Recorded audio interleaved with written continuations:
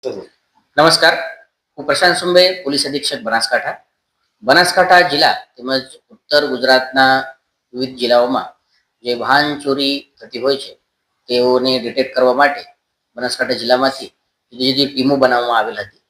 આ ટીમો દ્વારા જે કામગીરી કરવામાં આવેલ છે તેમાં એલસીબીની ટીમ દ્વારા એક ચોરીને જે આરોપી હતો તેઓને હ્યુમન ઇન્ટેલિજન્સ અને ટેકનિકલ ઇન્ટેલિજન્સ દ્વારા પકડવામાં આવે.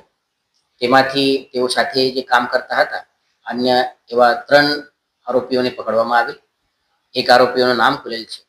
આ જે કામગીરી છે આ કામગીરીના માધ્યમથી 17 જેવી વાહન ચોરી ડિટેક્ટ કરવામાં આવેલ છે.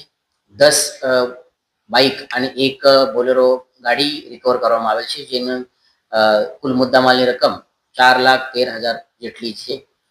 આજે ચોર હતા તેઓની બાઇક ચોરી કરવા માટેની જે એમો હતી તેમાં તેઓ ડુપ્લિકેટ ચાવીથી ગાડી ઉપર બેસીને, જેમ કે આ આસપાસના લોકોના લાગે કે તેઓ પોતે માલિક છે તે રીતે આ બાઇકને શરૂ કરતા હતા અને તે પછી આ બાઇક લઈ જતા હતા.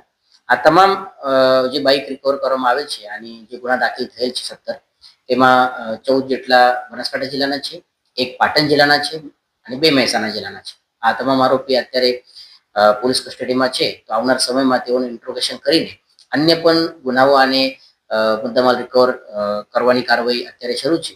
અને આ તમામ ગુનેગારો ઉત્તર ગુજરાતના જુદા જુદા જિલ્લામાં એક્ટિવ હતા અને વાહન ચોરી કરીને અન્ય જગ્યા ઉપર આ વાહન લઈ જતા હતા. જે 4 આરોપી છે તેમાંથી 3 પકડાયેલ છે. જે પકડાયેલ છે તેમાંથી 2 આરોપી બનાસકાંઠા જિલ્લાના છે અને એક આરોપી રાજસ્થાનના છે. એક રાજસ્થાનના હજુ આરોપી પકડવાનું બાકી છે, તે આવનાર સમયમાં પકડવામાં આવશે.